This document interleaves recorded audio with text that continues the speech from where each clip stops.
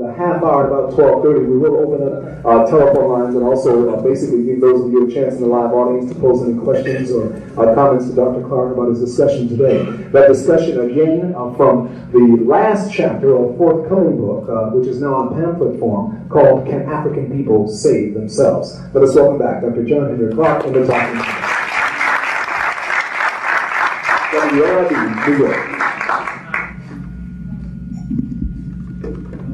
Dr. Clarke, when you were talking a few moments ago, I guess when you touched on the issue of knowing our history, being in this particular month of Black History Month, which of course was initiated by Dr. Carter G. Woodson, I've heard some people from time to time have a criticism about this being one of the shortest months of the year and winding up being that month. But I don't think that Dr. Carter G. Woodson had in mind that we were only going to study our history in 1 month of the year when he initiated Negro History Week some years ago. Your thoughts about this issue of our history being studied all year round as a part of our natural way of life? Well, I've been an advocate all the year round, all along. Dr. Woodson, because Abraham Lincoln's birthday comes in February, and so is Frederick Douglass's, he wanted to have a week, really, embracing those two birthdays. He wasn't precise about when Lincoln was born or Douglas, because they weren't too precise about it themselves. But I think the idea was good, and the idea of the week set the month in motion. I think history is a consistent thing like living, and we should have history at our breakfast tables and have it at home in our churches. I would replace history with the Sunday school lessons, and instead of having Sunday school lessons, I'd have little printed lessons on history. All these social organizations and fraternities and sororities, instead of all this stupid initiation and sororities and fraternities go through, you get in based on how much you know about history. And if you want to get into, tell me about Queen Nzinga and her battles with the Portuguese. Tell me about a king named Shamba Balongongo in the Congo. After they drove out the Portuguese, he took the Congo to its golden age. Tell me, what is a golden age? Name 5 books about Shamba Balongongo. The rumor is that, and the assumption that Chaka, the greatest of the Zulu warriors, fought white people. Do you know that most people got the information wrong? Chaka fought no white people at all. He fought other blacks in order to consolidate South Africa to save it from the whites. That's right. We get so many things wrong so easily because we don't read. Now, don't read the book, we don't read a book on the subject. We call this cocktail history. You know, your undergraduate degree is one cocktail, and your graduate degree is the second cocktail. You graduate, your PhD is the third cocktail, and then you know everything. And he read one book. You're listening to WLIB New York. We continue in the Talking Drum with Dr. John Henrik Clarke. The series again, Can African People Save Themselves?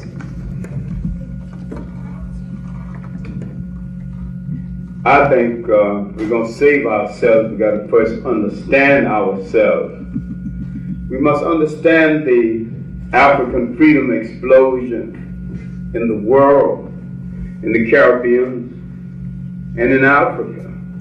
Remember now, in spite of all the talk about blackness and the black revolution, and the need for a black university, there's not a single black state in the Caribbean islands or in Africa. They're all imitation European states. We must bring into being the role model of an African state based on African values and African tradition. Our enemy fears a people with a value system more than they fear a people with an army. And when a people destroy your value system, they destroy something among you more valuable than your defense system. We have to regain our value system. People must say, I don't do that because we're just not that kind of people. They say. And mean it. We have to restore some of the things we had in this country, in Africa, and in the Caribbean islands. The fact that everybody looked after everybody. If you understand that, it was kind of a community enterprise. He was a little child, he hadn't got his clothes fastened. Everybody was concerned about it. Until he gets to get himself straightened out, and somebody wipes his nose, and and they tell his mother's kid was out here unkept. Who was responsible? Whole community zeroing in on a single little item. A little child who didn't have a clothes button. That was humanity. Now we say, touch my child, I'll kill you. I mean, you should be touched. We have to get back to the point where everybody's concerned with everybody. Now you're coming. And we might have to have a block by block organization. See a stranger in the block, say, hey, what you doing here? He might bother something he ain't got no business bother. If he's seeing a lady in the block, ask the lady, is he straight or not? No. Who is he? It seems like an interference with your privacy, but we got along a little better when people cared enough to interfere sometimes, because sometimes your privacy needs to be interfered with to your benefit. So to save ourselves, we must get back some of the old community values we used to have. I came from a family of 9 children. I was never at home when a child was born, because on the eve of a birth, one of the neighbors took the children and kept them until the birth was over. Nobody asked them to do it. They just did it. In the neighborhood, if there's a feud between 2 ladies, if there's a serious illness, the feud is off. And the lady she's been feuding with starts bringing her soup. Now once she's well again and on her feet, then the feud starts back again.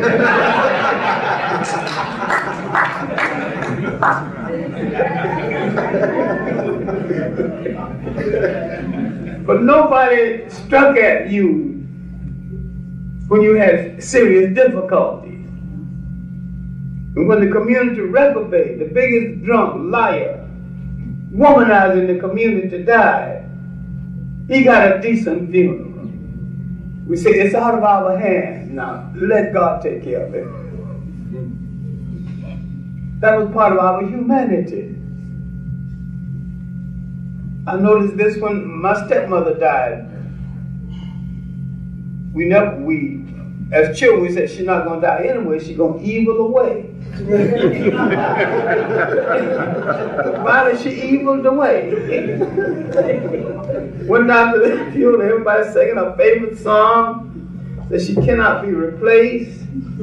Her seat in the female amen corner should never be occupied because she's irreplaceable. I wish somebody would replace her. The biggest witch in town.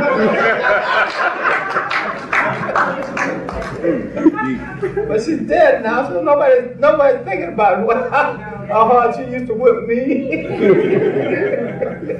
It's all over now. It's forgiven.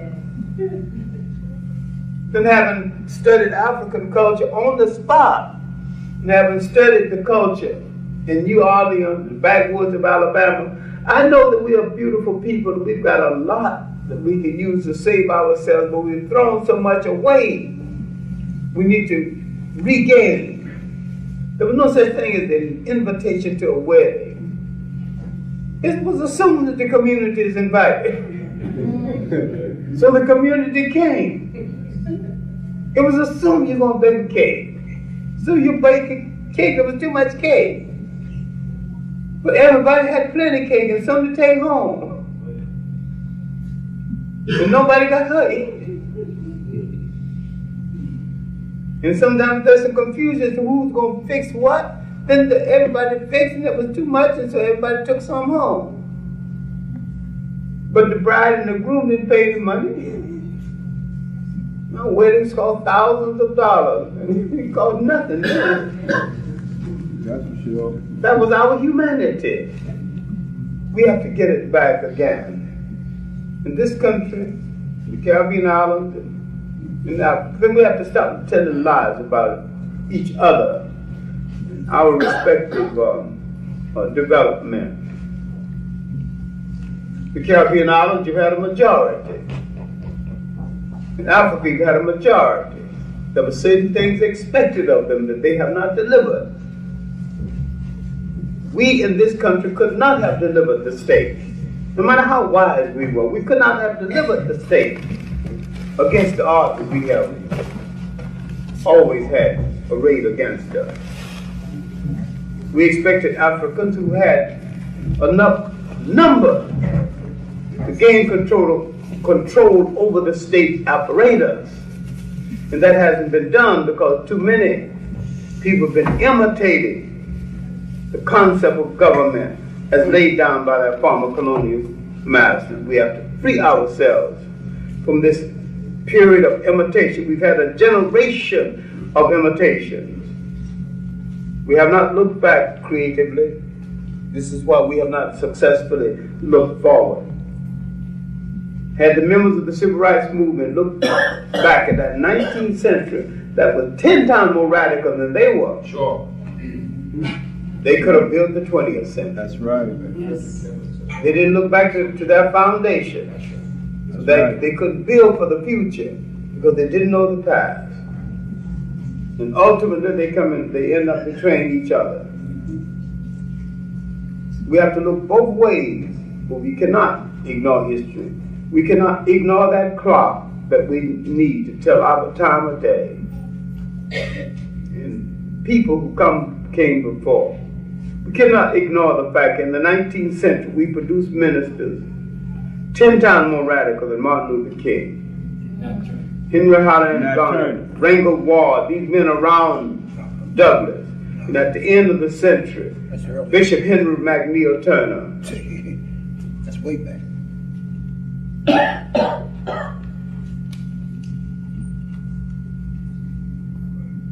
Because we have a revolutionary heritage among the ministry, as well as a revolutionary heritage among the people. Slave revolt, 250 slave revolts on record. We had the most successful slave revolts in the Caribbean islands, because in the Caribbean islands they could maintain a cultural continuity, an African cultural continuity. They wasn't broken up so often. Slaves were bought in large lots, and they generally kept the lots together. The slave master thought they could work them better that way. They were right, but they forgot one thing: they could revolt better that way. That's right. Because they kept their language together, they kept their drum together, they kept their habits and their custom together. This is why the first clear nationalist in the Western world would appear. He would come from Jamaica, but he was sold to a plantation in Haiti. Boatman. He called for a black heaven and said if he found his slave master at the pearly gate, he gonna slay him right in front of the angel gate.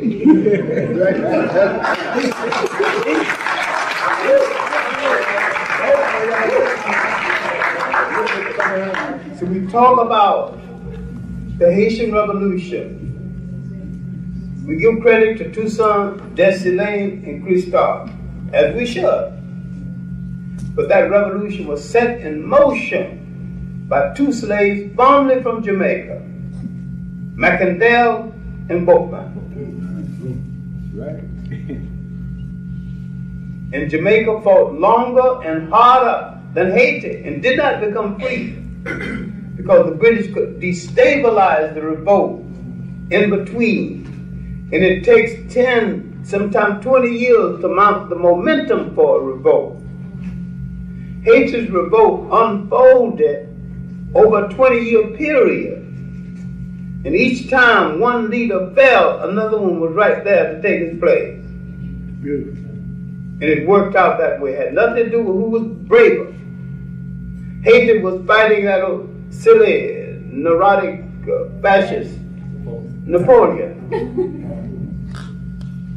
England had freed some of her soldiers from fighting the Spanish, plus the fact England had an internal army in Jamaica, and the descendants of that internal army is still in Jamaica and still causes some trouble that a whole lot of people won't talk about because they're a little bit ashamed of it.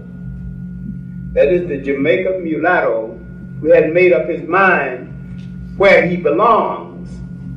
He can't be English. He don't want to be Jamaican.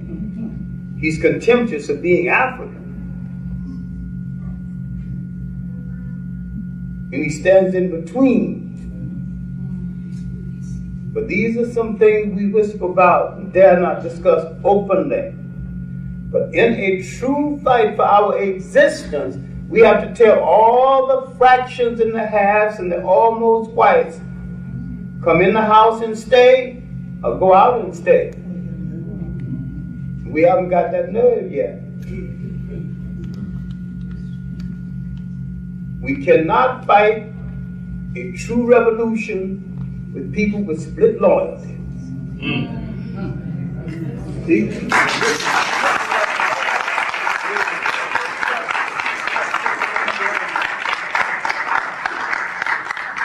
You either have to be for our cause or against it. If you're against it, you have to suffer the consequences. Go ahead, go ahead. That's it. We might have to start dealing with the so-called black conservatives. Yeah. Here, we have to deal with the bastardized mind as against the physical bastard. We must deal with the mental bastard. We must deal with who are black and loyal to whites to the extent that they would betray us.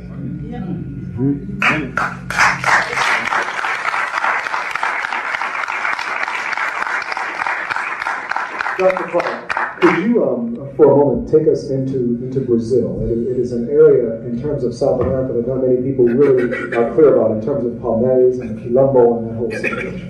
No, Brazil was the great human laboratory during the period of slavery and after it, because, see, when the Pope said to Spain and Portugal, you take the East and you take the West, and you two Catholic nations stop fighting among yourselves, Spain got more than its share. Then when Portugal approached the Pope, the Treaty of Tordesillas, 1493, gave Portugal, Brazil. Brazil was so big the Portuguese couldn't manage it. Then there were two Portuguese slave trades, one supplying Brazil, and one supplying the general Portuguese slave trade.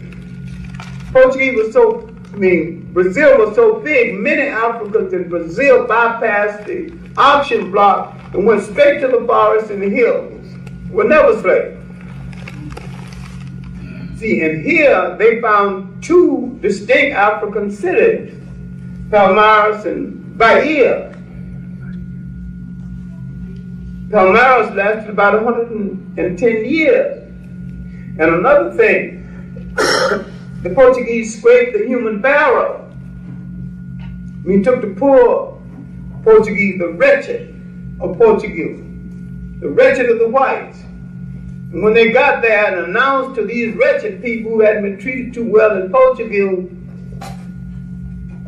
all of this is for the mother country.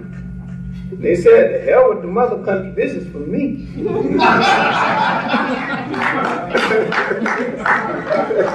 So they began to separate Brazil from Portugal. And when there was a shortage of white women, the Portuguese petitioned the Catholic Church for the right to marry the black woman. And married the black woman, she wouldn't marry them unless she was free. So you have the beginning of a free black woman, then she connived to free certain members of her family. Then convinced the Portuguese that you're going into the hinterland, you got labor. The only way you can control them, you got to free them. So you see, beginning of the Portuguese, the free man in Brazil, who would feed the revolts in Palmeiras and in Bahia. And out of the relationship between the Portuguese man and the African woman, two other rulers of Brazil emerged. Pedro I, Pedro II. There's a book by a man named Ramos called The Negroes in Brazil. Worth reading. The best known work on Brazil is by their greatest living writer. He must be 90 now, but he's still alive, Gilberto Fryer. The masters and the slaves and the shanties and the mentions. He's really the greatest documentary on Portuguese history.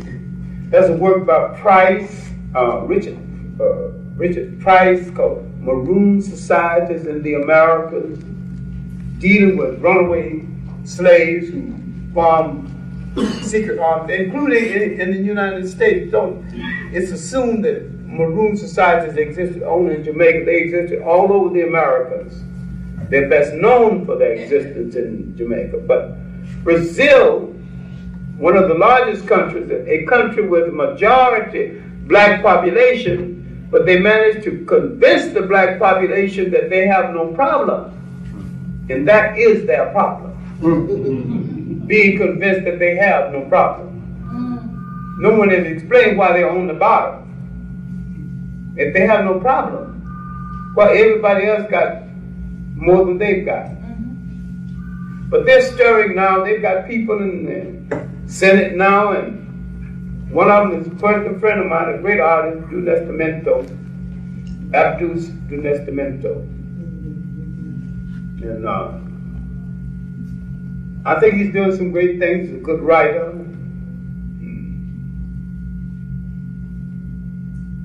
The one item that you might not approve of is that he's married to milk instead of chocolate.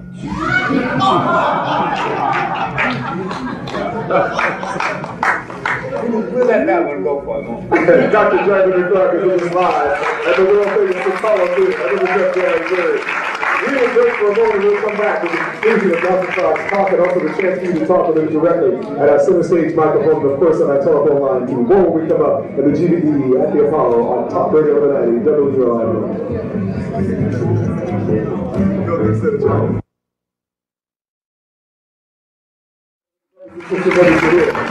Great crowd. Good to have you with us. Our quick note, we'd like to actually acknowledge the presence of the students from the Liberty Partnerships Program at Orange County Community College, Newburgh Extension. We are pleased to have them here today. Let's give them a big round of applause. It's good to have students especially during this kind of time period as well. Also, an announcement, the Grand Council of Guardians is presenting a Gift of Life blood drive. This is going to be happening on March 9th between 10 and 4 p.m. in the press room at One Police Plaza on the second floor. Due to the demand of rare blood traits that are found uniquely in the African-American community, the Greater New York Blood Bank has made an urgent appeal to the Grand Council of Guardians to solicit donors from the membership. Again, all uniform and civilian members, family members also who give blood will receive half-price entry to the NYCPD Guardians Association Oldies with Goodies Night over at the Mark Ballroom. There will be more details to follow, but again, keep that in mind, March 9th, 10 to 4, the press room, One Police Plaza, a Gift of Life blood drive. We continue with our talking drum during African History Month. Our guest today, Dr. Henrik Clarke, who concludes in the last few moments before we begin to take your telephone calls and talk with you directly on his lecture, Can African People Save Themselves? Dr. Henrik Clarke. Thank you very much. We, of course, need to look at Brazil because it is the largest African country outside of Africa. It is the one country in South America where an African can become head of state legitimately without a coup. I mean, if they all voted, they could just vote him in, because they got the numbers. It's just a matter of a political awakening. But we also need to look at the rest of South America. Guyana is a part of South America. Look at its background and its revolts. Look at the so-called Bush Negro revolts in Suriname. All these things were well written about, well documented. Because I read so many books being self-educated, see, self-educated mean formally educated people read what the professors tell them to read. I read all of that in the book the professors tell them not to read because they're dangerous. All the more reason why I would read them. So a good self-directed education is far better than some form of education. Now, I'm not telling anybody not to go to school by all means. If you can get 2 PhDs, get it. It's just an academic passport. It's a work passport. And it makes things better for you. And you don't have to have any sense, but you when you throw up a certificate that's a PhD, you got the job. In some cases. So I'm not knocking it, but I'm telling you it's not essential to having great information. Because the people who set in motion this inquiry into our history were people with the minimum of formal education. J. Rogers didn't finish high school, and he did more work on the black personality and human history than any man who ever lived. Okay. Charles C. Seifert, another one, from Antigua. Of course, Jamaica, a lot of Jamaicans don't know that J. Rogers was Jamaican.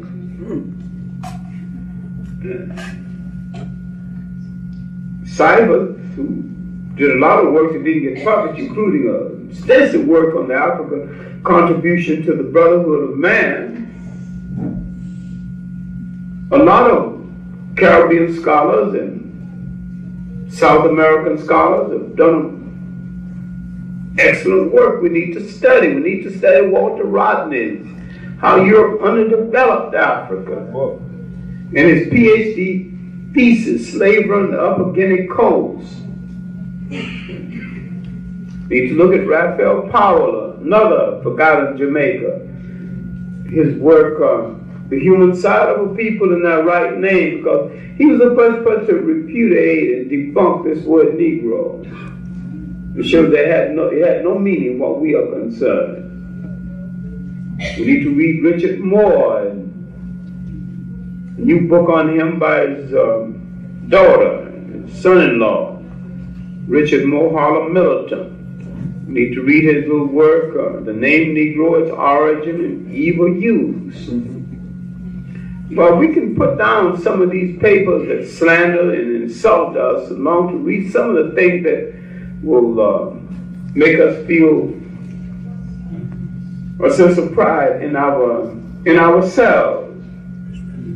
Then we need to read some of the monumental work written on our cause by some neglected white writers. Joe Massey's 6-volume work, Egypt, Light of the World, Book of Genesis, Book of the Beginning, Natural Genesis. Long before Bonnell's work called Black Athena, there were pioneer black writers doing the same thing. Nobody paid the slightest bit of attention to it. Now that a white man writes a book on the subject, everybody's doing cartwheels.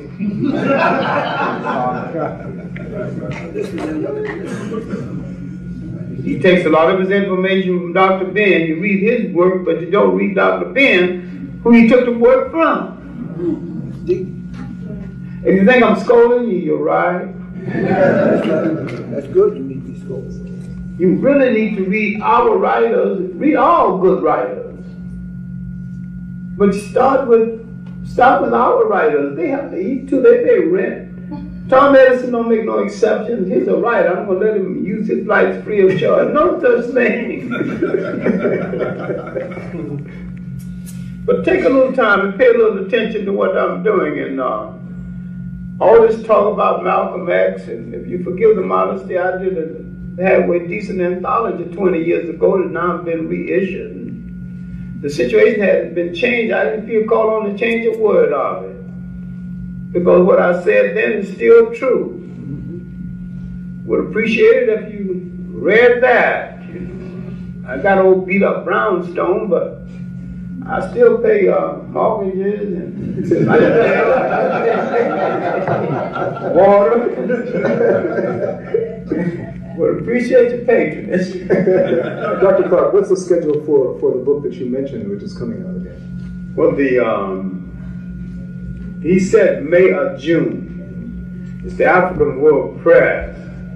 He's also bringing out a book of the lectures that Dr. Ben and I delivered in London, New Dimensions of African World History. We've added material to it over and above the lectures, and that's supposed to be ready in February. Now he said March. And of all things, a lot of people don't know, I used to be a poet too, so thanks to a lady from Barbados who lent me $360, I had a book of poetry published in 1948 that's now going to be reissued. The early poetry of John Henrik Clarke. That's supposed to be out in March also. So I'm going to have a lot of books in my 3 books on Harlem, in the process of being ready to come out again. Harlem Voices from the Soul of Black America, Harlem USA, Harlem a Community in Transition. So when you see them, and if your pocketbook is disposed to give me a hearing, I'd appreciate it. And, Go ahead and jump on. Let us really express our appreciation for Dr. John Henrik Clarke today, live in the world famous Apollo Theater. Certainly one of our celebrated artists today. We will begin taking some telephone calls first. We have some people who have been holding on the telephone for quite a while now. We'll take those calls and then move into our live audience. If you have questions or comments for Dr. Clarke, you can line up at our center stage area microphone with whatever comments you'd like to share with him today. We'll start first with our telephone calls though right now, 692-9542 and 1-800-332-1023. Listening to Talk Radio 1190 WLIB. I'm going to tell Gary Berger. This is the GBE live at the Apollo. Good afternoon. Hello? Yes, good afternoon. Yes, how you doing? How you doing, Dr. Clarke? Fine. I appreciate you naming those books about what to get, what to read, and to keep it up. And also, I'd like to ask, did you say, I don't know if you or Dr. Ben, one of y'all said that there were people before Adam and Eve, and if it were, you know anything about it, what book could I get for that information? Well, I didn't say it, but it's true. And what book, where can I find that information? Any book on the origin of man would trace that. You can get Dr. Leake's work, and Dr. Leake's son's work called Origins, Robert Leakey. And every time I mention that, it's hard for people that I say it to. It's hard, and then what I want to be able to do is to pinpoint that information. Well, you can pinpoint it in these books. Dr. Leakey's African Evolution of Man, and John Jackson's Introduction to African Civilization, his chapter on the origin of man. Now, if the Adam and Eve story is true, mankind is about 6,000 years old. Now, what are we going to do with the information that proves that in Ethiopia alone, functioning mankind is about 5 million years old? So the caller. Thank you, caller. Talk Radio WLIB here with GBE Live at the Apollo with Dr. John Henrik Clarke. Go ahead, please. Yes, good afternoon. Hello, you're in the air. Go ahead, please. Gary? Yes, what's up? Good morning, Brother Gary. And Dr. Clarke.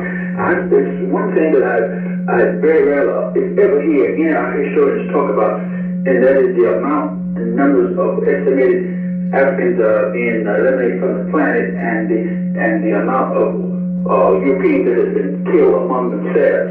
I heard it once said that there was an estimated 100 million Europeans killed among themselves since they've been keeping records.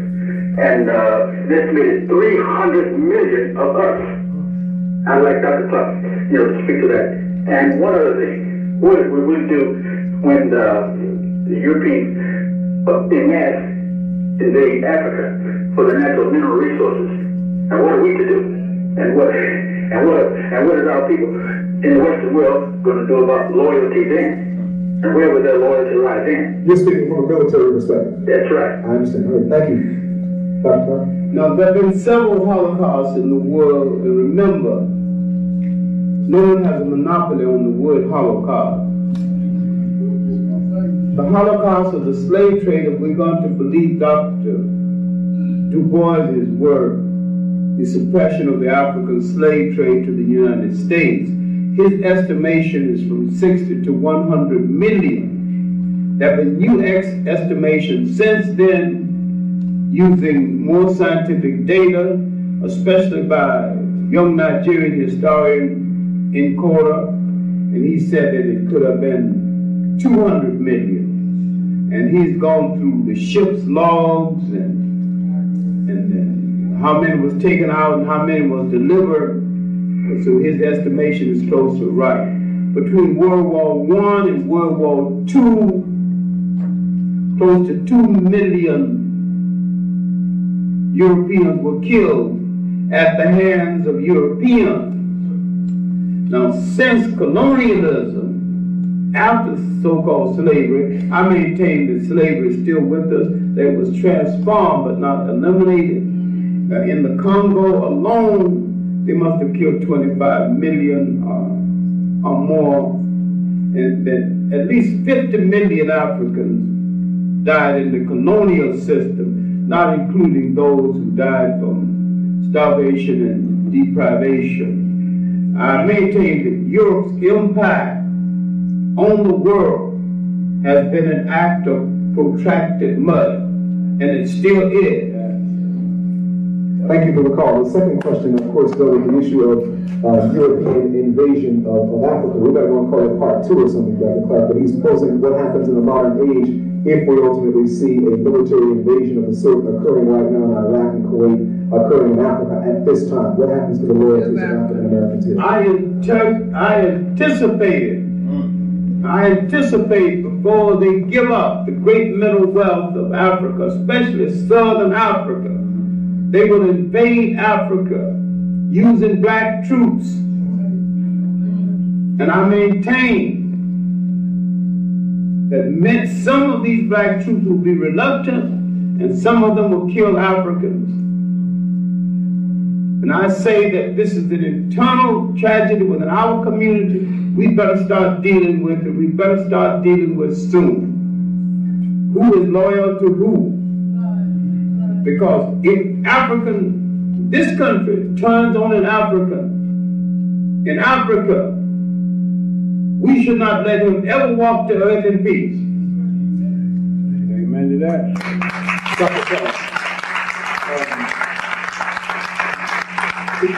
Just to put an exclamation point on that, in relationship to the initial conference that occurred, I think around 1884, where the colonial forces actually got together, had a meeting, and decided on how to carve up Africa. It's not a well-acknowledged piece of history within the educational system, but can you just briefly... That's what Garrett's talking about is the partition of Africa, the so-called scramble for Africa. When a degenerate king, Leopold, needed some money to support the various houses of prostitution that he frequented, and his insatiable taste for women in finery, needed more money than the state could furnish him. Called a conference to see what part of Africa he could get. He was helped by Stanley, or the so-called Stanley-Livingstone fame. Now, if you believe the whole story about Stanley looking for Livingstone, then don't be my guest, because Livingstone wasn't lost.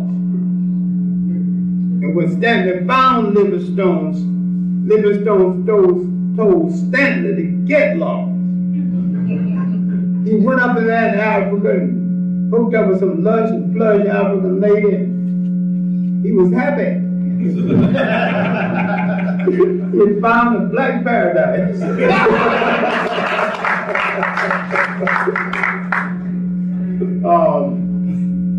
The main thing is that all those nations in Europe with enough muscle who didn't have enough of Africa decided to make a claim. Portugal got more, France got largest piece, but Belgium got the Congo. The Germans got 4 big pieces. Tanganyika, that's what they call it, Southwest Africa, now Namibia, the Cameroons and Togo.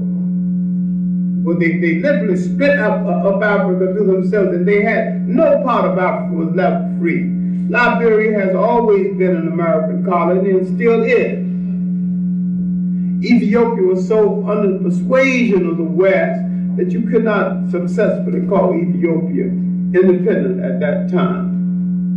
Not thoroughly independent now. But the idea was to keep the wealth of Africa under Western control. And that little drama in the sand right now is to keep that area of the world under Western control.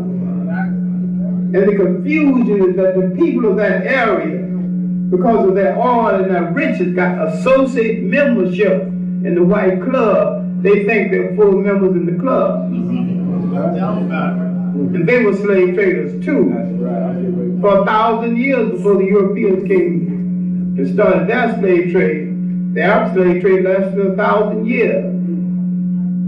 But the brothers who are Muslim don't study Islam. They study Arabism. And they're not Muslim, they're Arabists. But they won't deal with this. We're on the world famous Apollo Theater with Dr. Johnson. We'll take a break, and then we'll come back with you inside the live audience with your questions and comments right after this in the GBE from Talk Radio WLIB.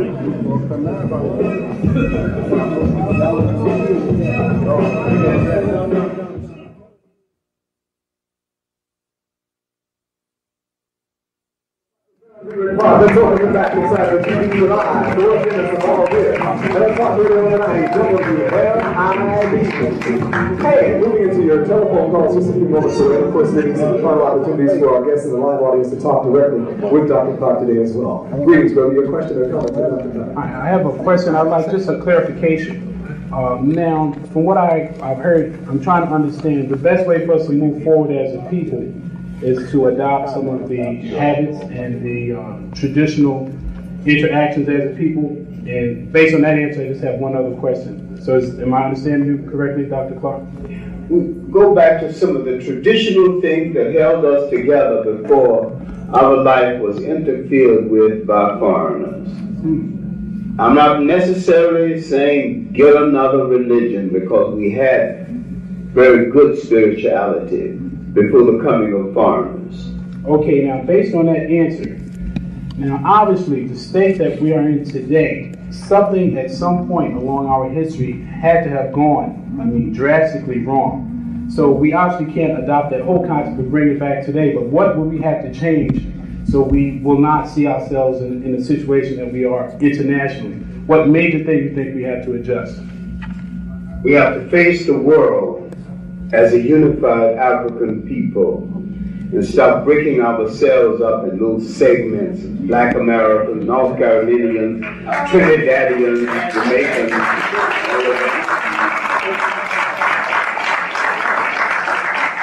We are not responsible for those slave ships put us down.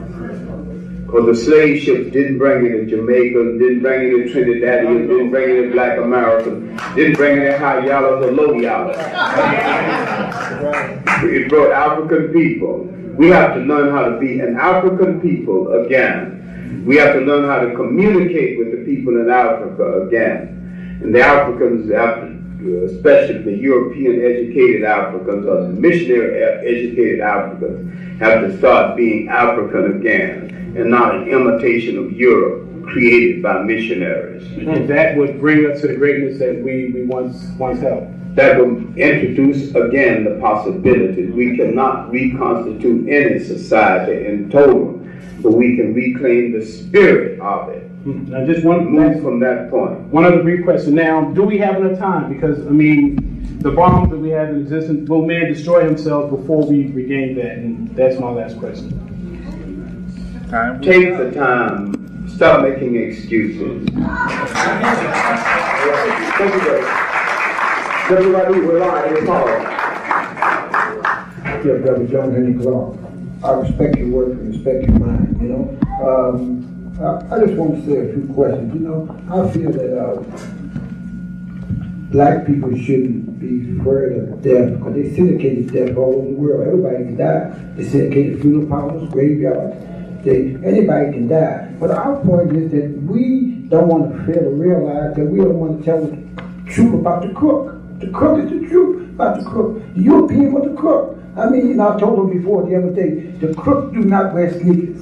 Remember that, the crook don't wear sneakers. He smoke a fat cigar, he got a PhD, and he got a big office building with a pretty car, and a chauffeur, and somebody doing his work for him. So once we realize that the crook is what he is, and we get our mind together, I found out one thing about us.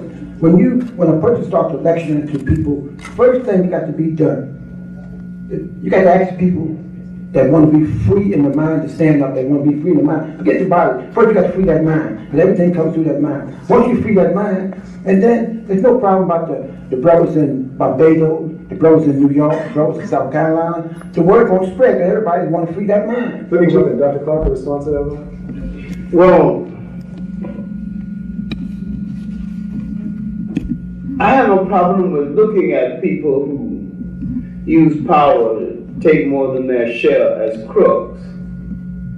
But I have some difficulty with people who make heroes out of crooks and will not use their own strength to remove the effectiveness of the crook, who will not do the best by themselves and their children. I think we waste too much time with sheer nonsense.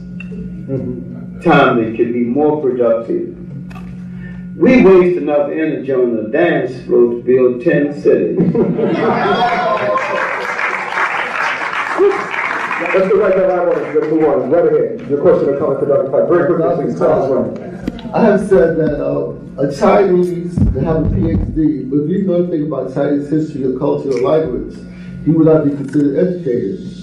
An Englishman can have a PhD, but if you know anything about English or English culture, you would not be considered educated. But an American black man can have a PhD, know nothing about his history, language, law, culture, not even about Charlie Parker. What do you think about that?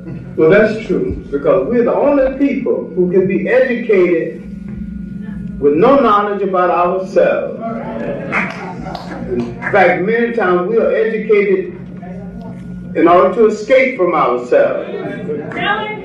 We have to reverse the picture. I don't think you're truly educated unless you know your people's philosophy, people's folklore, know their history before slavery, and know their history as a consequence of slavery. And if you got that kind of education, the PhD is not essential to your education. We have a young man with a question. What can we do now? We can unite right now, and we can stop telling lies on each other, we can stop fighting each other, and we can realize that we're up against the most evil monster the world has ever known.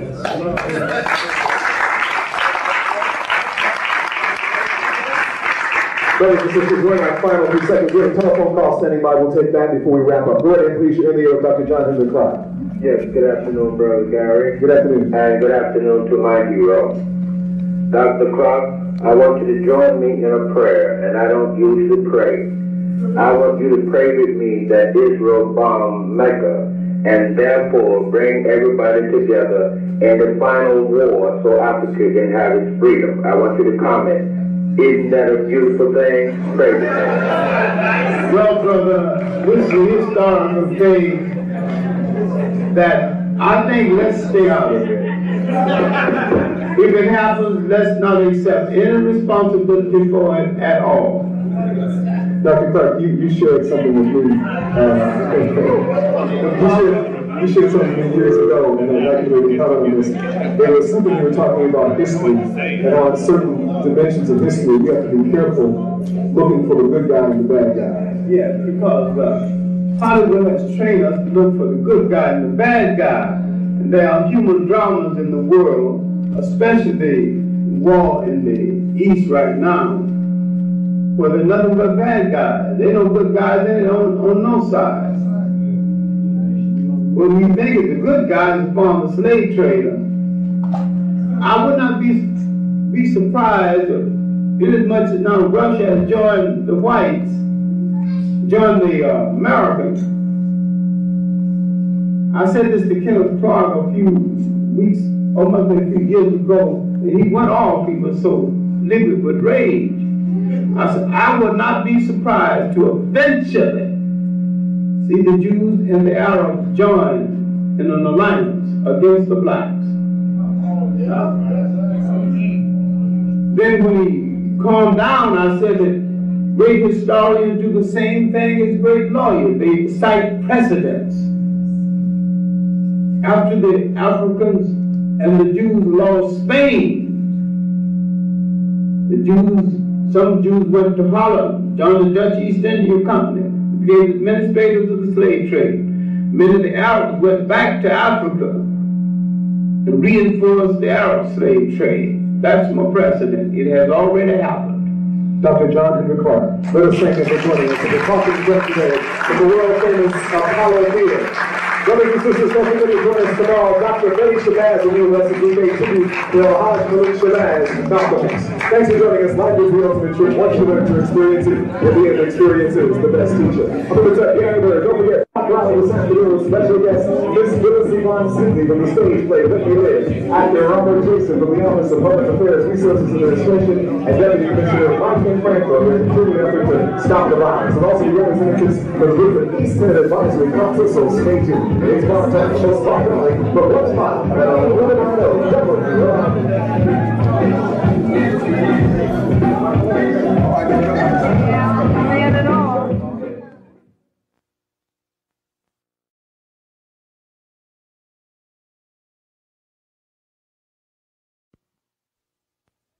Take a few, I don't know how much time we have until our interview begins with, I think the Purnell family is in the back, and Reverend Sharpton will be with us on the telephone. I think we might have a few minutes before that to speak on whatever's on your mind. If the microphones are here, are they up yet? Not, yes. Is there one? Yes? Yes. All right. This is the day of Malcolm's anniversary of Malcolm's murder. It is also the first day of the rest of our lives.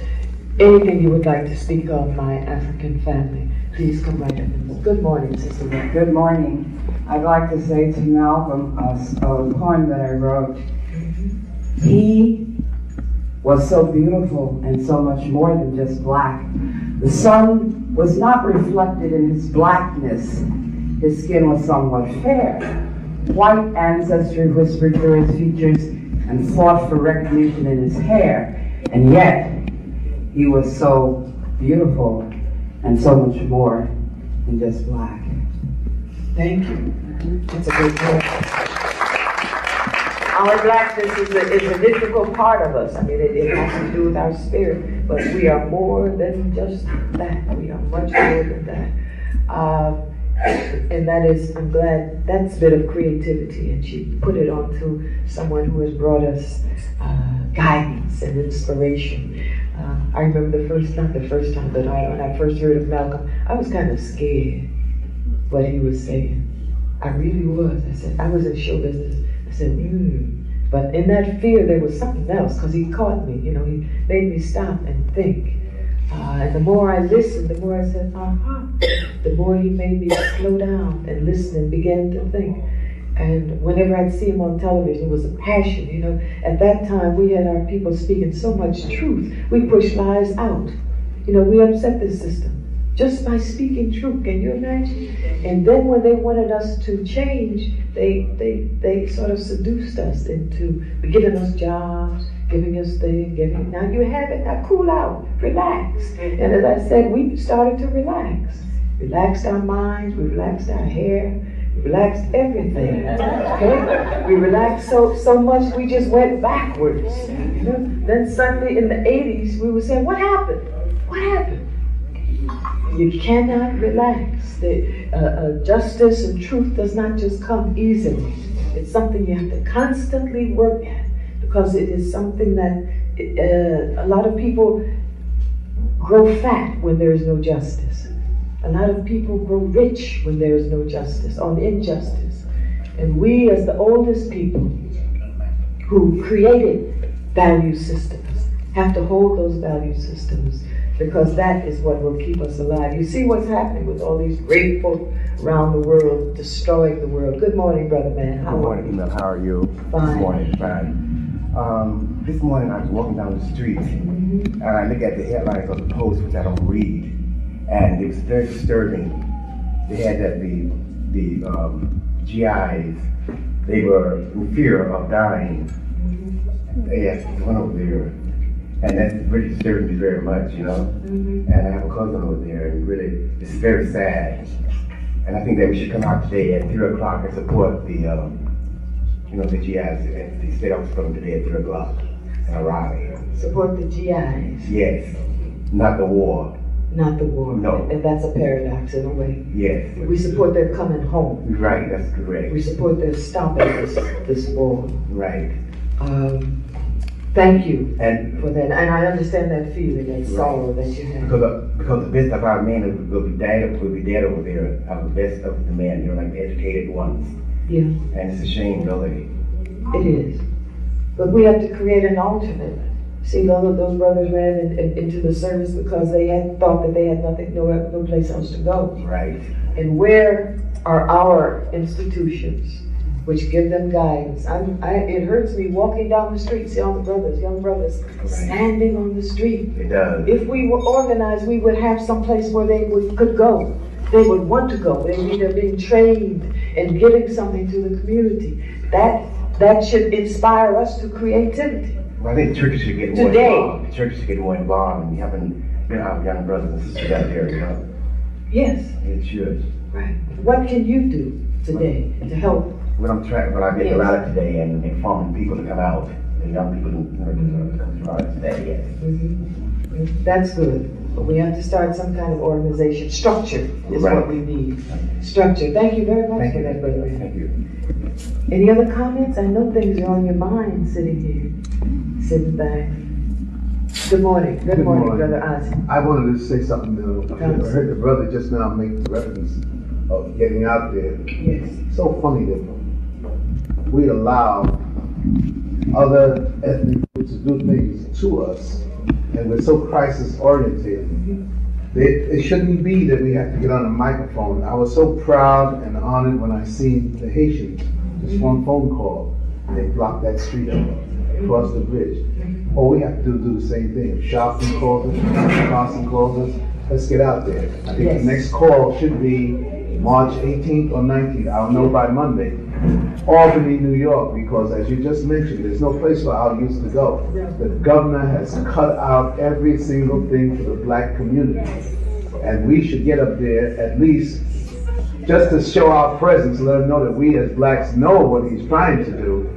And I have made my commitment that I'm going to have as many off-duty black police officers to come out and be the marshals and talk to those police so they don't realize those people. Great. We need to see you. That's very inspirational, the off-duty police, black police officers. We need to see more of them. We hear too much about those who are cooperating with this system of oppression. This is the time for us to put on our marching boots, you know that, and keep them on. Go to bed with your boots on. You understand? Because there's so much happening. We have gotten out of the habit of moving. Some of us have. Now, some people here I see at different places, at rallies, at meetings, at organizations, they're organizing and doing things. And I don't want it to to come in our minds right now and press us that we are not a people who have done this before. Throughout the years, we have been in the streets by the millions. This is nothing that we haven't done before. We just have to start it again. Start it again. But come out with plan, with organization, with strategy. And also, as I think Brother Maddox said the other day, with our leadership in one place, creating the plan and the strategy, and the soldiers doing what soldiers do. The generals do what they do, the soldiers do what they do. Together, there's victory.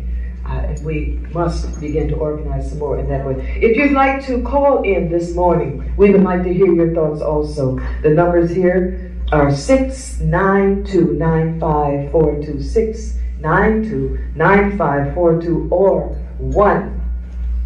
1-800-332-1023, 1-800-332-1023.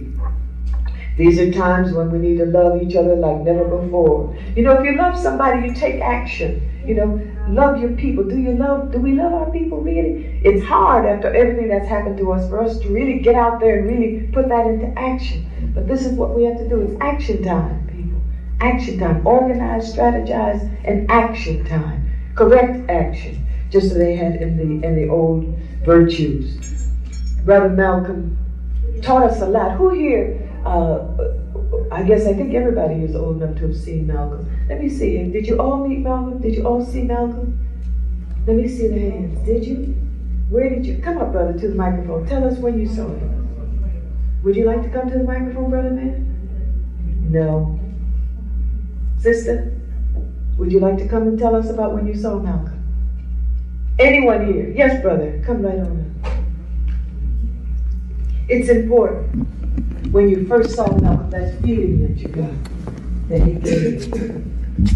Yeah, I saw Malcolm when he actually came to New York about 1956. Mm-hmm. My grandfather was the manager of what we used to call the Wayside Casino, yes, which was the Garvey Club before that. And today it's the Mosque on 116th Street. And that's where the Garvey Club used to be? Right. Yeah, I know the history of that because my grandfather was a manager.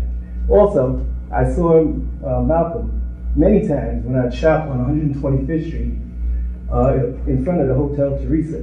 He started with a Sears and Roebuck ladder, and he would just stand up there and, just speak. He was a street speaker. Street speaker. Yes. And then, about 2 years later, the crowd started to form. He took over that whole corner. And then he built him a wooden platform.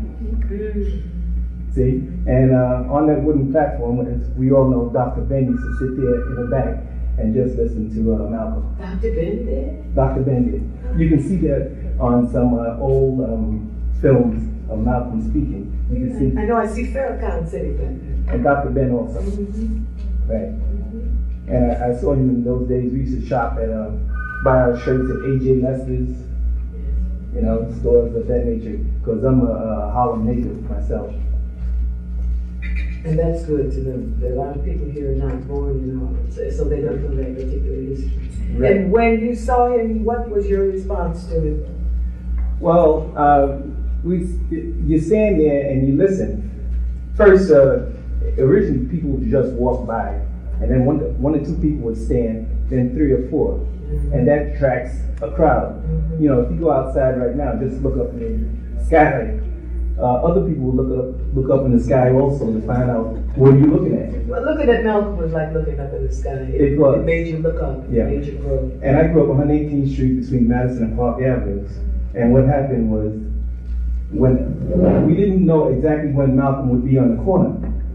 So somebody else would be shopping, let's say 125th Street, and come in the block and tell us. And we'd come out the block in group, walk through Morris Park, and get there to the corner to get the knowledge of what Malcolm was teaching. Yeah.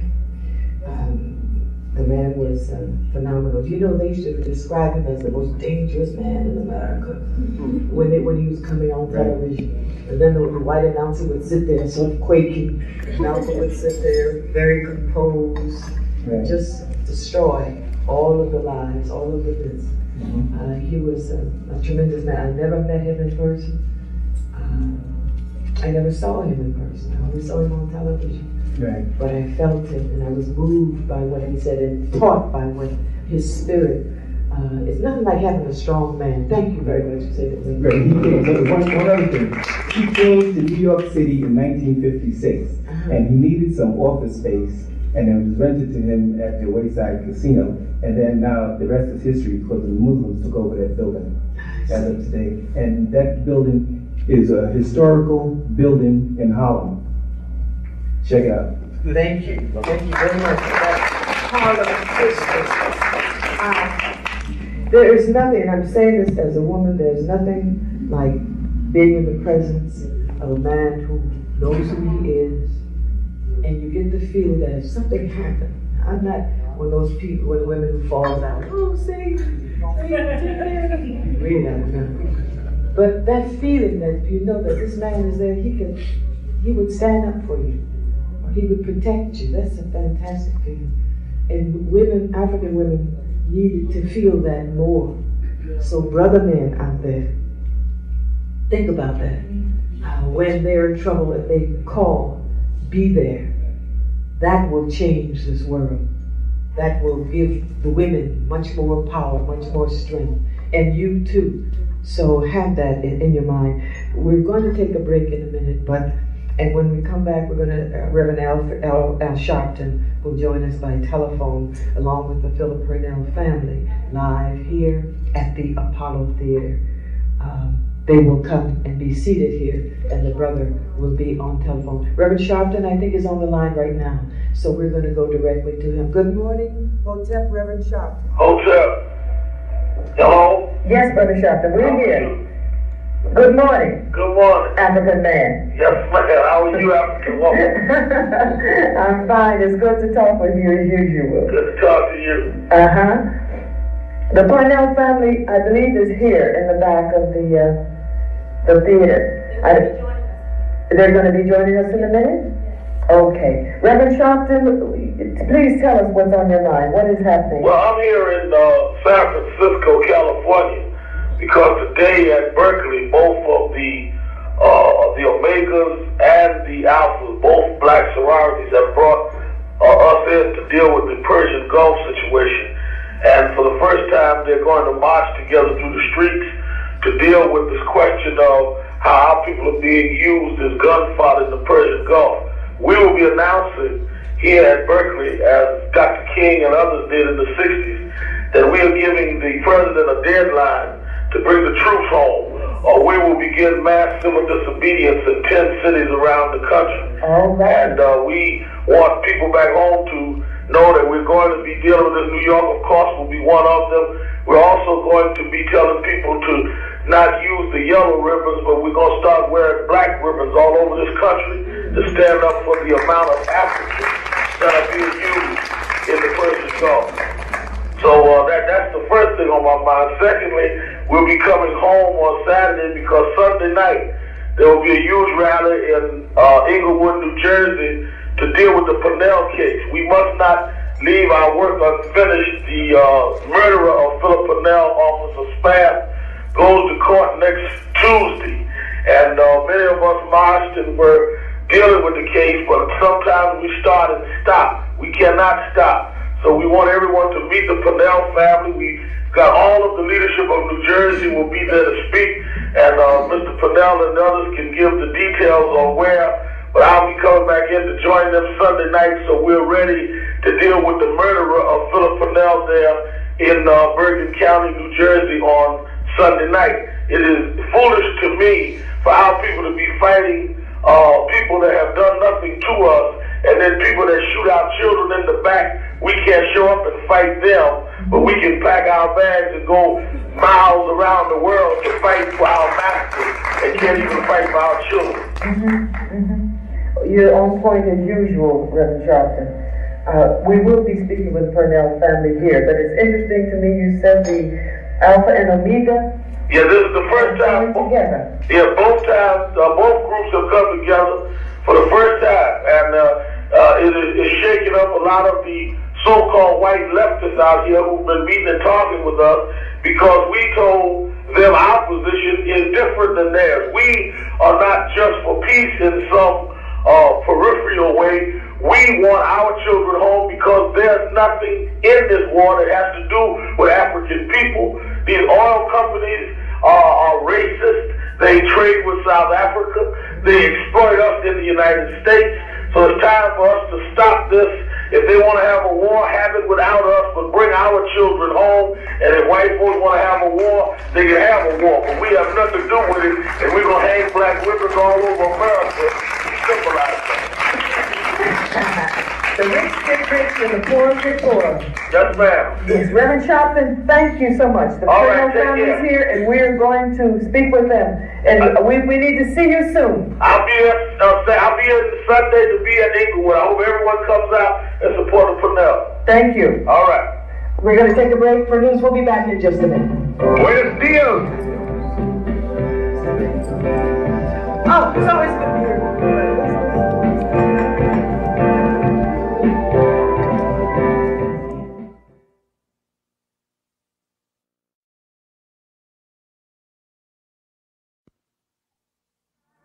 And I see we have been joined by the third graders from PS 92, the Safety City program. Let us welcome them to the soundstage. Welcome, young people. Good to see you. Good to see you here. Come to hear part of our story. Let me read you some words from Langston Hughes. What happened to a dream deferred? What happens? Does it dry up like a raisin in the sun, or fester like a sore and then run? Does it stink like rotten meat, or crust and sugar over like a syrupy sweet? Maybe it just sags like a heavy load. Or does it explode? Does the justice dream explode? We have here the Purnell family. They have been victims of this injustice, the deferred dream. Let us please, family, welcome them to the stage.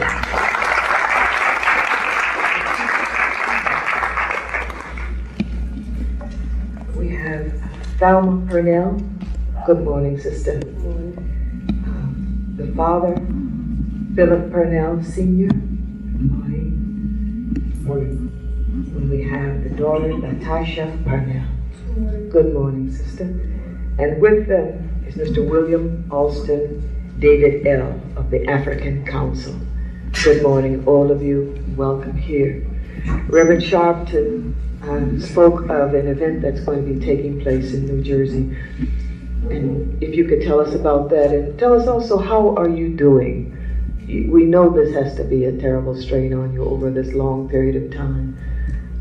What has been happening in your lives? Well, like April 10th of last year, that my son was like brutally murdered by the people that we paid to protect us. He was chased out of the park. He was ran up against the fence. The officer chased him out of the park, ran him up against the fence. He had his hands in the air. And that's surely a sign of surrender when you have your hands in the air. He was calling for his mother and telling the officers, please don't shoot. The officer turned around, planted himself, and blew his back apart. 16 years old, didn't have a chance to live. And from April 10th until now, it's been hard times for my wife, my daughter, a lot of sleepless nights, and there's no reason for it. I mean, if the kids can't go to the park and play, where can they go?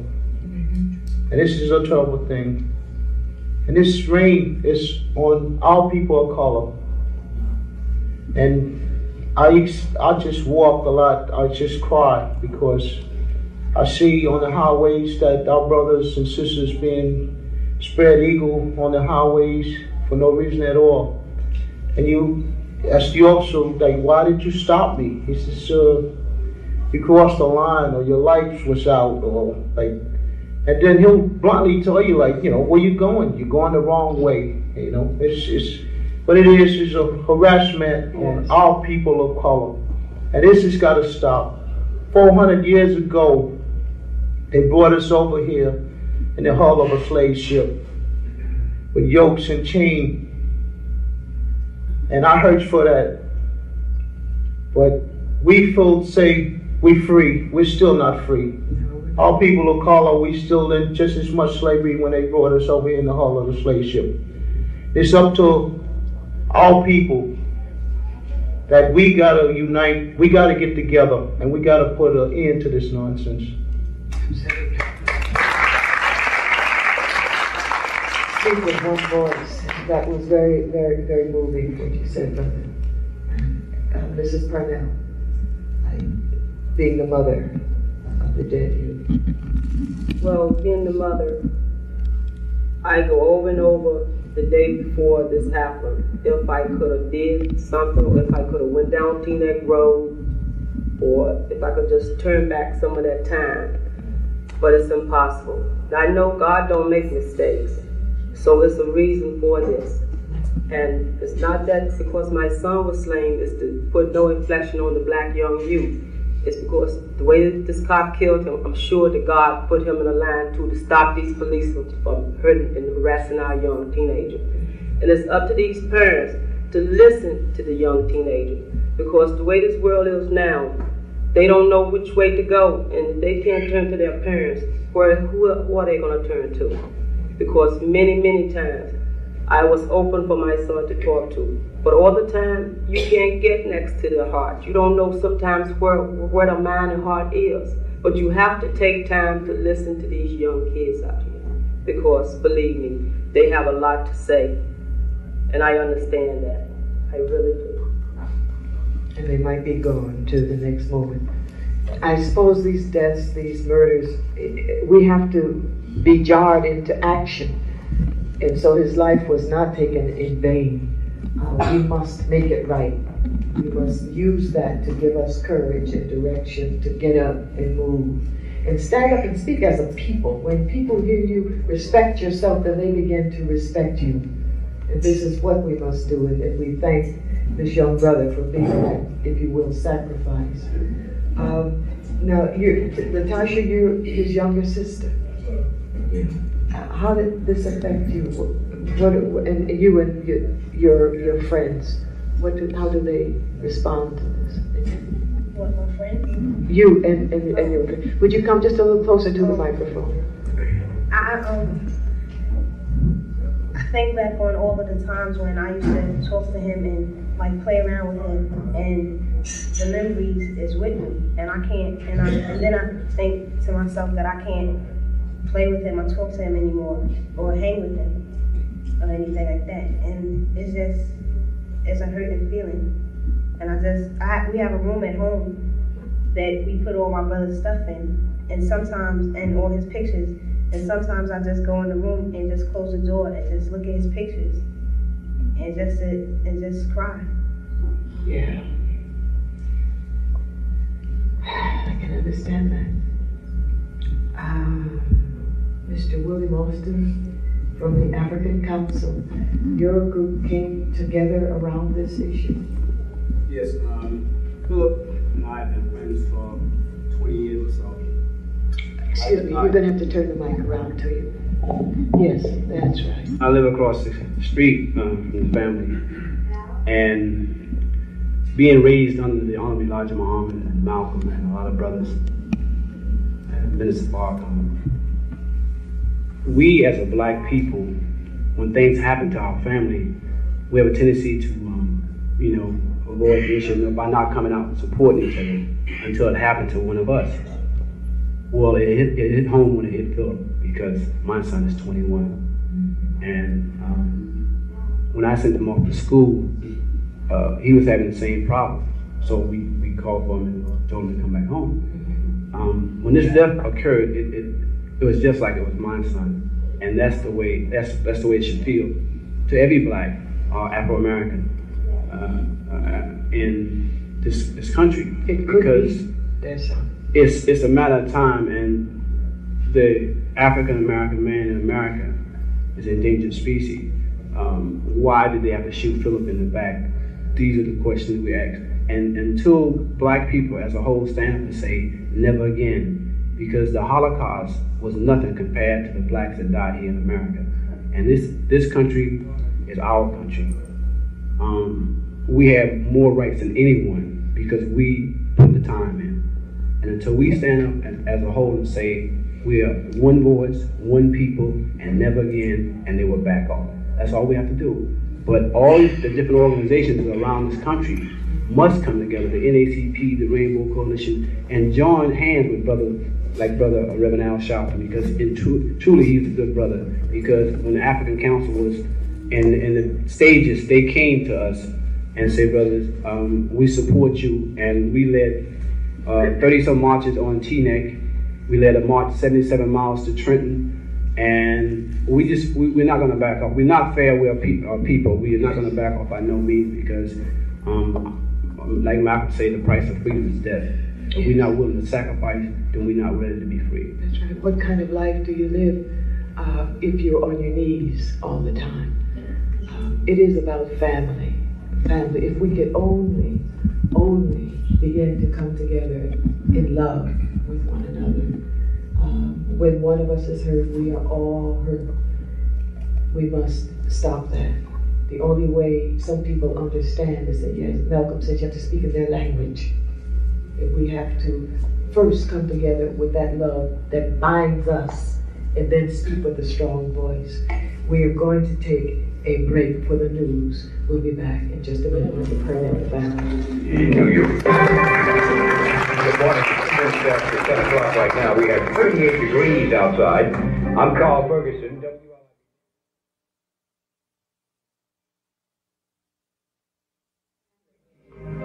Here, talking family business, sharing with one another some of our strengths and our pain. We've come to, you've been invited to join in prayer for justice. The Philip Parnell family needs your support in prayer. Now we are here, we have with us the guest of Parnell family, the family of Philip, 16-year-old youth, I believe, who last year was shot in the back by a policeman as he had his hand raised, asking not to be shot. Again, asking for his mother. He knew the danger that he was in. And so what shall we as a people do about this? He was our son. He was our brother, our older brother, our younger brother. What are we going to do? It's about taking action. And we have the family here with us. They have shared some of their pain, and some of their views and the history with us. What are we going to do? That's the question. We cannot not do anything. We cannot not support them. William Alston David, L, is a member of the African Council. And since this happening, he has begun to organize with other people around this tragedy. Tell us more about what's going to happen, please, on Sunday, February the 21st. Sunday, February 24th, at Shallow AME Church in Inglewood on 129 William Street. We're going to have a prayer rally, prayer for justice for Mr. and Mrs. Benell and Natasha, and to bring the family out and say, you know, we need your support, because we know that this trial is going to be about a year.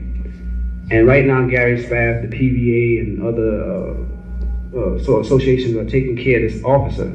Mr. and Mrs. Benell, the family are going through a tremendous burden when it comes to taking care of themselves. Financial burden. Financial burden, yes. And we don't look and say, look, brother, you know, it's not necessary for him to ask for something. Yes. We should be willing to give. To take care of our family, whether it's in New York, New Jersey, Connecticut, South Carolina, Mississippi, or wherever. We have been abused all over this earth. And I think it's time that we take a stand and go about business as usual and do what we're supposed to do. Shiloh Church, the clergymen in Inglewood are supporting us. Urban Lead, NACP, the Reverend Sharpton and his movement, and some local officials. But at first, they thought we was a bunch of crazy radicals. That's what they call us. And who called you that? Well, a lot of the people in the community call us radicals. But we say, okay, now we see that they join force, so we sometimes have to forgive and say, okay, brother, sure, we're radicals. Somebody has to be a radical. There were statements going around that we don't like Reverend Sharpton. I said, well, if you don't like Reverend Sharpton, then if you would stand up and be a man, then we would need brothers like Reverend Sharpton. And those are the things that we went through as an African council in Teaneck, because it was very difficult. Reverend Sharpton was considered to be an outsider. Well, we didn't actually come to America. You know what I mean? We're outside. We're not outside. We were drugged here against our will. And now that we're here, we must make the best out of a bad situation. And I think that with Philip's death, it shows us that when a family is divided, God sometimes come and take one from you to teach you a lesson. Molly said, how long shall we let them kill our prophet, or the book must be fulfilled? Well, we have written a mighty large book, and I think it's time in 1991 to do what we have to do. People don't know how hard it is on the Fidel family, and I sometimes, can't even imagine, the things that they're going through, but it's rough, and it's not going to get any better, because going into this trial, this guy is going to try to get off. He said he's not guilty. They came back with an indictment of reckless manslaughter. If you can give us reckless manslaughter, why didn't you convict him on murder?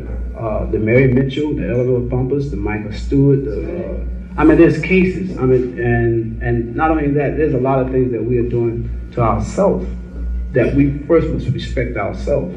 We know that the man is the devil. We know his nature. And now that we know that, let's get about take care of our business. I look into all different types of fields. We're working with a lot of college students at Valley Dickinson and King College and Rutgers and stuff like that. And we're going to take care of our business in the state of New Jersey and throughout the Northeast, with the help of Reverend Sharpton and other brothers of that sort. We have to, as a people, if we respect ourselves, we have to do this. Nobody else is going to take care of us. Why should they? We have to take care of ourselves. That's our responsibility. That's our job. And we have to, because of our experience here, many of us walk with fear. Fear of white people. Fear of their disfavor. Fear of what they might think. Fear that they might not smile at us. Fear that they might take our jobs. We create our own jobs. We won't have that fear. And we have to get past that fear of white folk. There's nothing to be feared there if we are together. And if it's known, really, that they are afraid of us. That's one reason why they behave the way they behave. But they behave that way because they're afraid of people of color. They're afraid of the lies that they've been telling about us for all these years. So we have to overcome that fear, our fear. They have to overcome their fear, but we have to overcome our fear, so that we come, as soon as we hear something happens, we're right there. Just as now we wait until somebody dies, and then we come and we bring some cake for the wake, and we come and we sit. That's not it. These people, we all need to give support to one another. When we eat, they should eat. When we pay our rent, they should pay their rent and their bills. That's the way family works. And we have to get together to do that again. That's why at the beginning I said, turn to the one next to you and hug. And some of us couldn't do it. You understand? We have to throw open our arms and hug one another. Who cares?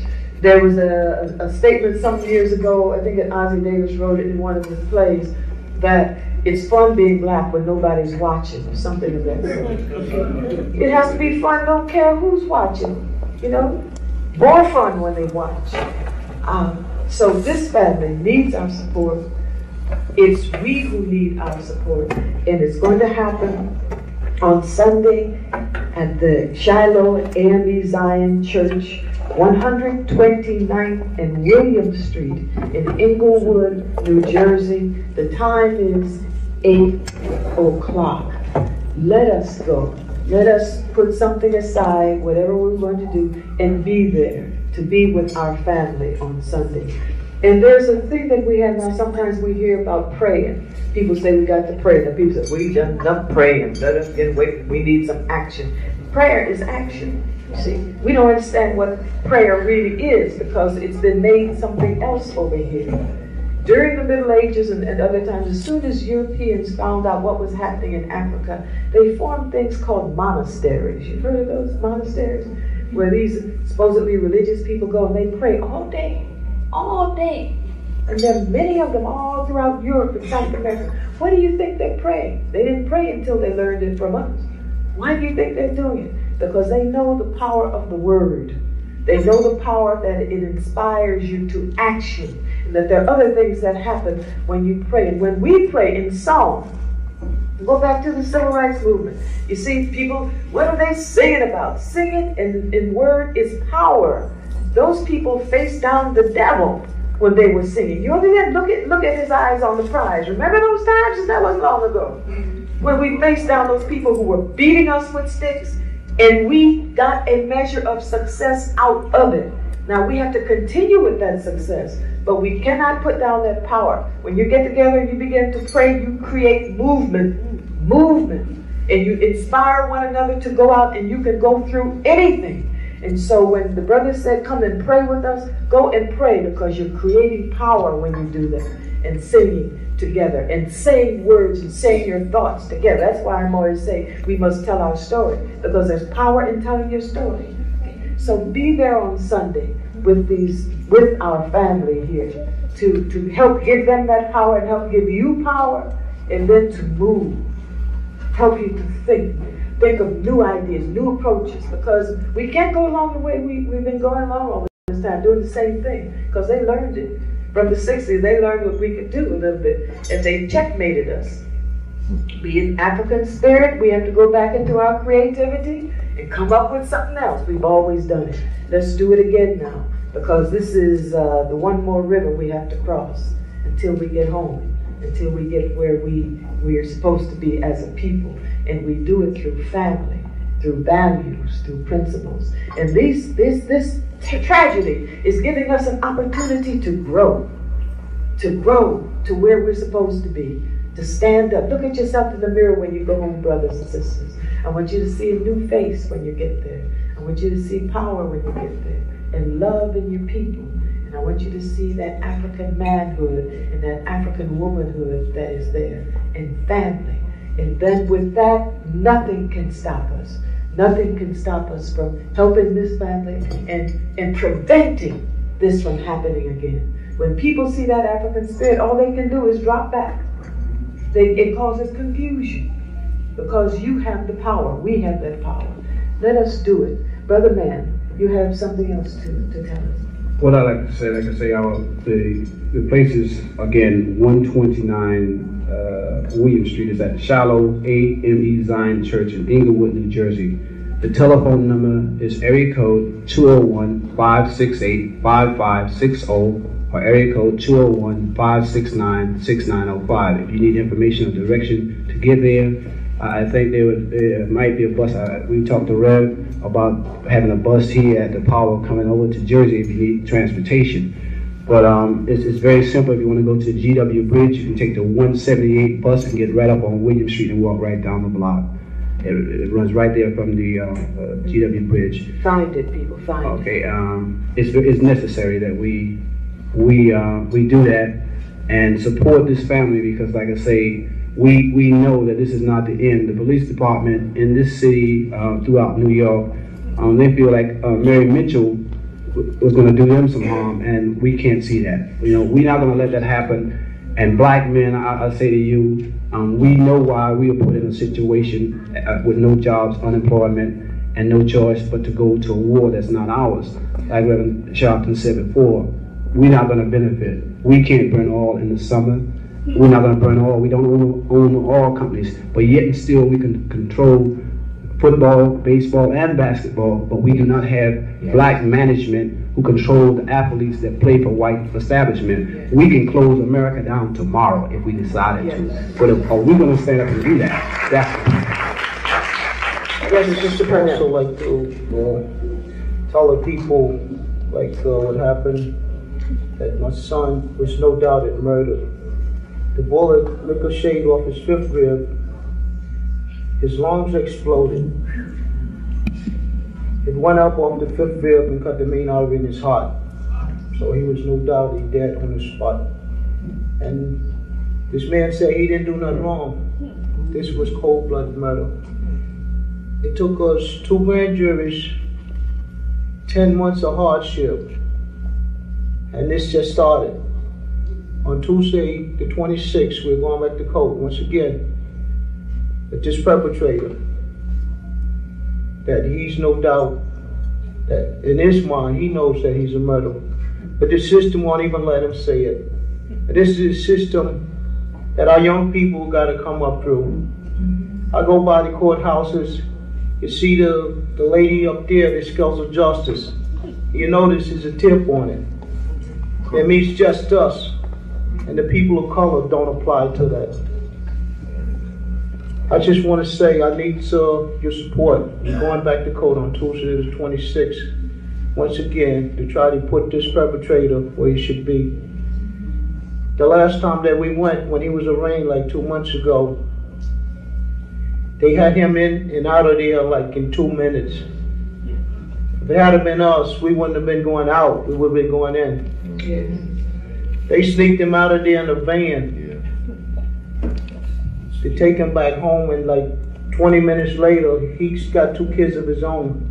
He made a statement in the paper that him and his kids was laying on the floor playing. And my son, with his backbone blown away, we can't play. My wife and my daughter, we can't play with him no more.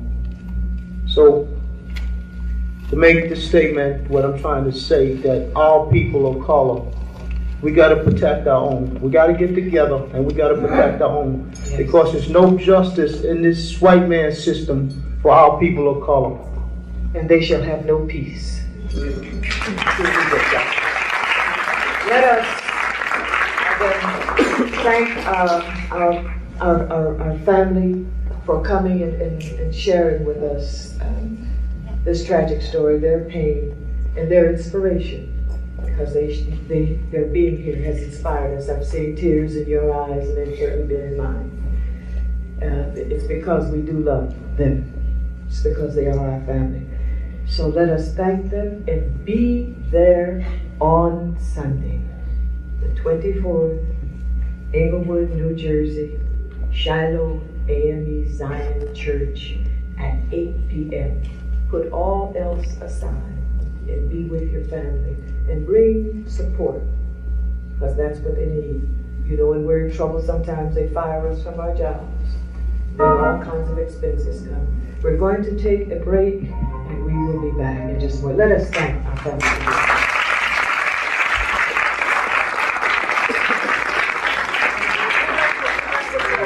Good morning, 10:31 right now. I'm Carl Ferguson, WLIB News. Well, Iraqi President Saddam Hussein has been addressing his nation for just about 30 minutes now. He started at 10 o'clock our time. It is billed as a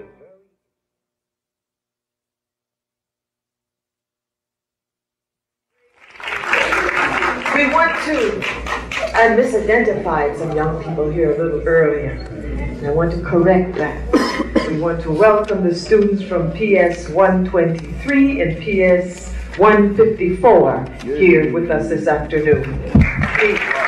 They're part of the Community District 5 and Apollo program. We cooperate every Thursday. Our young people come here and perform or talk and explain what is going on. And I want to recognize their teachers, Mrs. Harwell, Mrs. Bernard, and Ms. Marks. Please, thank you for bringing them. Thank you for coming with them. Good to see you. And we have as our guests on the stage here those who are implementing a program that has to do with safety in the schools. They're kind of dangerous places sometimes, or getting to them or coming from them are dangerous. So I'd like to introduce you to our guest, Ms. Teresa Tompkins, Assistant Director of the Injury Prevention Program at Harlem Hospital. Let us welcome her. And I'm not sure if I have these right, but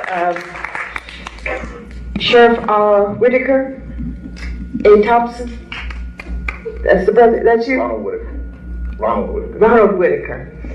Thank you for coming. It's good to see you. All right. And I am not sure where our other guest's name, what is your name, brother? Andrew Shaw. Andrew Shaw. Welcome. To the Apollo, to the Community District 5 program. Safety in the schools, what is that about? Why are our schools unsafe, or getting there, coming from? Well, in fact, getting to and from school is quite a problem and quite dangerous for some of our children. In fact, it is motor vehicles are the leading cause of preventable death to children ages 5 to 14. That's citywide. That's more than fire and falls, which we hear about so often. So we're here at Safety City is trying to do something about that problem. I see. Excellent. Mr. Whitaker, what is your role in this? Well, I work with the Safety City program through the Department of Transportation and Board of Education. We have set up this program at PS 92, and I instruct the children on a day-to-day basis on ways they can make it to and from school in a safe fashion. Right. You work in the schools then? I work in the school system, yes, throughout District 5. And you travel from one school to another? Well, we have a program set up at PS 92, which Mr. Scharf can give a little more information about. Safety City is a comprehensive traffic safety program for the third grade children of District 5. It's located at PS 92, but we serve all 14 elementary schools in the district.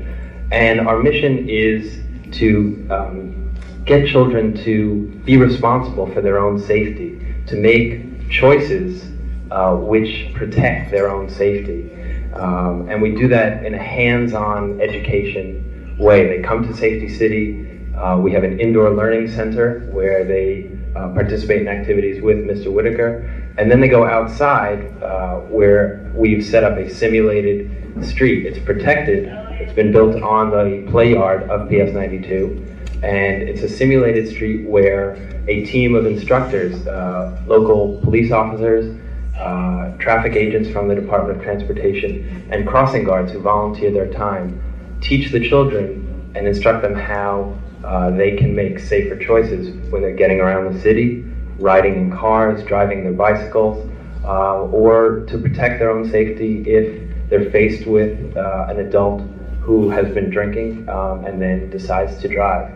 So it's all about taking responsibility for your own safety. What kind of safety prevention things what do you teach them to do, Mr. Whitaker, in your program? Okay, at Safety City, children learn about decision-making processes. Children do not memorize absolute rules, so we teach them concepts and try to help them identify tools that they can use when they're in the streets, tools that will help them to cross the street, tools that will help them to move around in the street. I would like to touch on that a little later when I bring some of my students up, because they're our best example and best symbol of what actually goes on at Safety City. So I'll hold that information for a little while if you don't mind. All right. Now, after something has happened, I imagine, then we come to Teresa Tompkins at the hospital. Yes, well, the injury prevention program comes out of the pediatric trauma unit. And what happened, we saw how many of our children were coming in from motor vehicle accidents. Our program was designed to help improve the parks.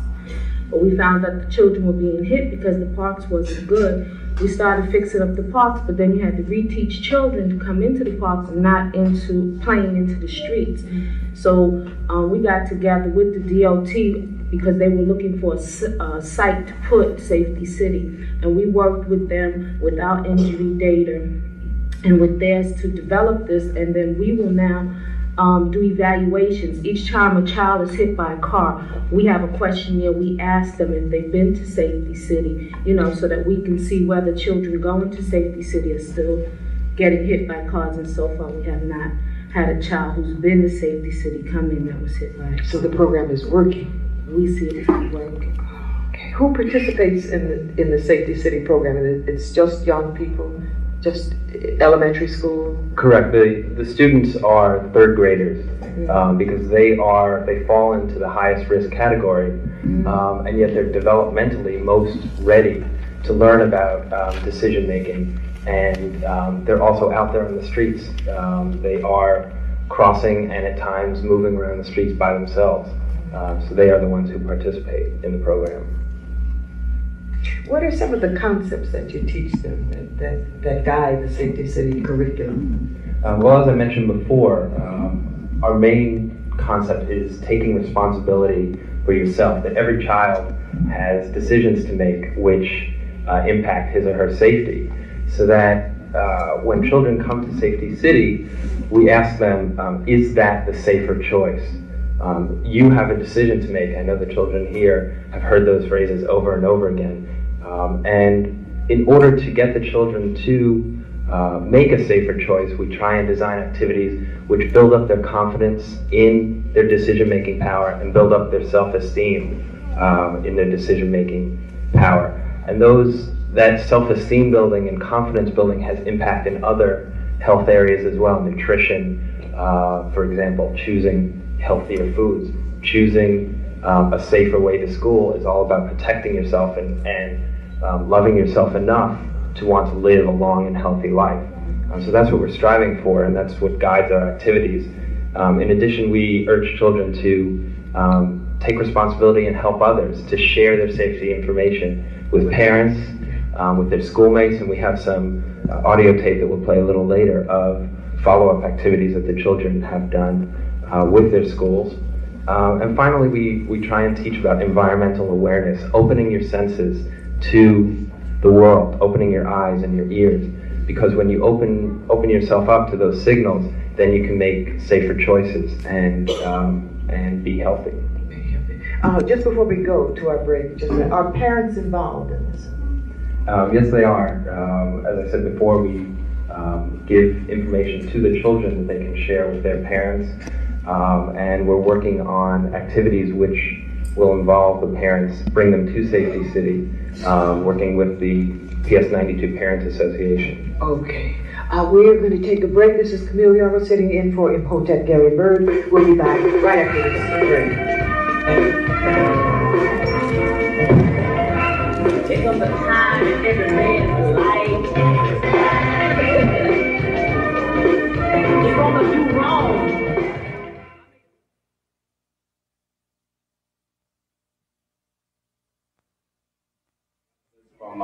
District 5 concerning safety school program. And I want to turn everything over to Brother Ronald Whitaker right at this point, who's the community coordinator. Ronald.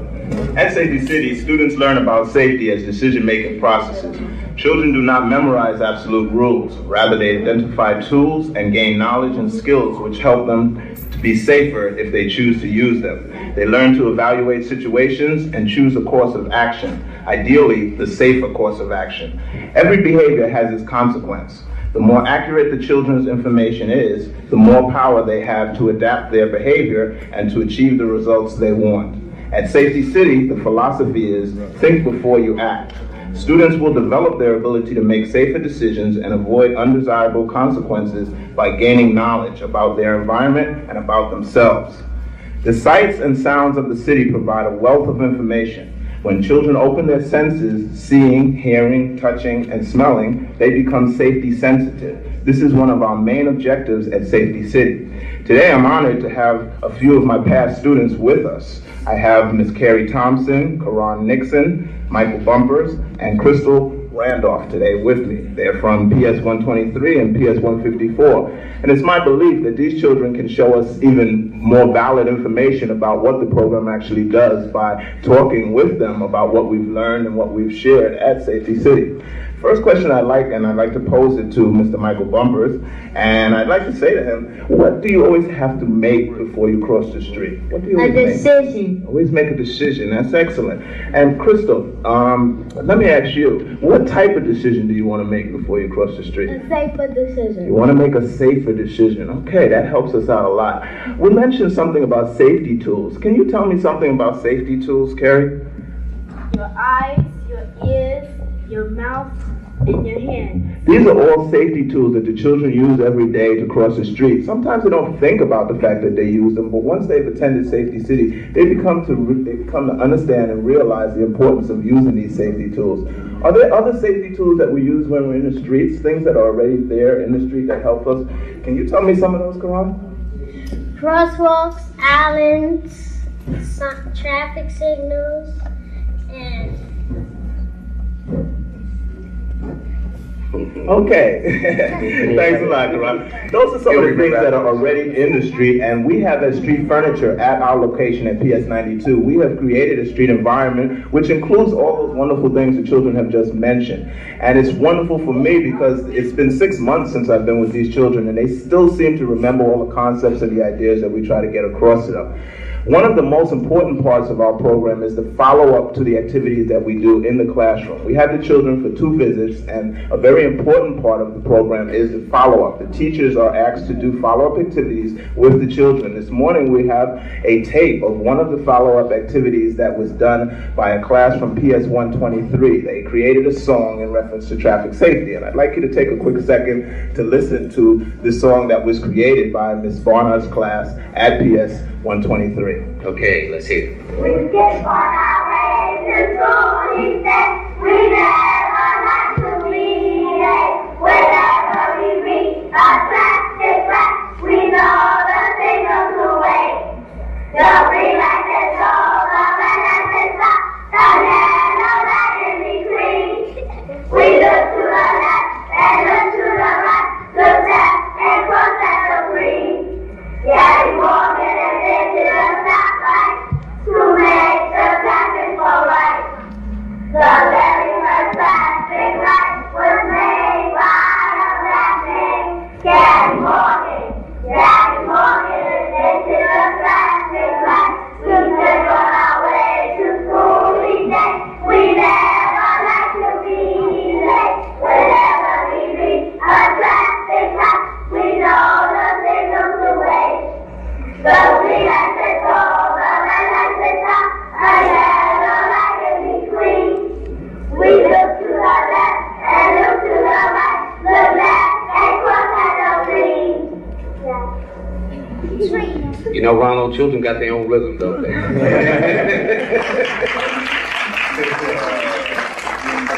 Okay, Ronald, and then Andrew, any closing words, please, for the adults as well who need direction as well as the children? I'd like to extend a quick thank you to PS 200, Ms. Smith's class, who also contributed a follow-up activity, and also to Ms. Harwell's class, who invented a safety rap, which unfortunately time does not allow us to listen to today. Well, but they both participated very much in the follow-up activities. Okay, we'll come back. I think that's very important. Andrew? Sure. If there are any people who are listening who would like more information about Safety City or about safety education activities in general, both Ron and I are members of the Safety Education Unit of the Department of Transportation.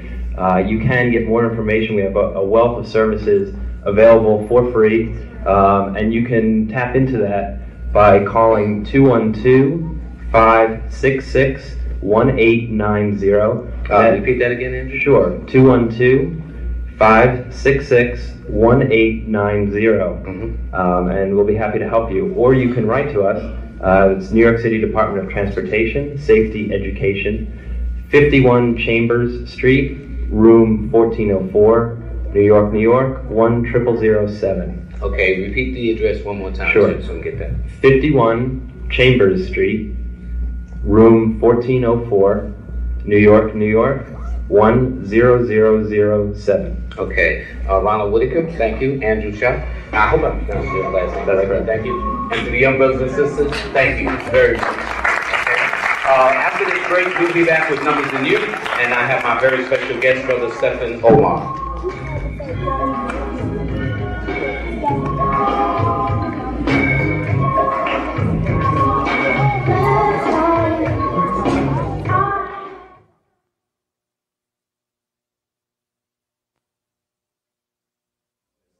Thank you very much. And it's incredible that it was 26 years ago today that he was assassinated in the afternoon at the Audubon Ballroom in the village of Palmer.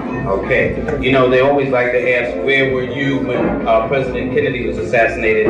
For the brothers and sisters, where were you when Malcolm X was assassinated? I knew exactly where I was, exactly what was happening, and it's very interesting. But anyway, I'd like to introduce my very special guest. His name is Brother Stephen Omar. And he's opened up an art gallery. The man is a psychic. He is a handwriting analysis. In fact, we're going to analyze two handwritings, signatures that were given to us this morning. But before we even get into that, good morning to you, Stephen Omar. Good morning, Lloyd, and it's good to be back. I haven't seen you in a while. You opened the gallery. I mean, finally. You're kind of like a Renaissance man, huh? Where's the gallery at? Actually, we finally got it together, Lloyd.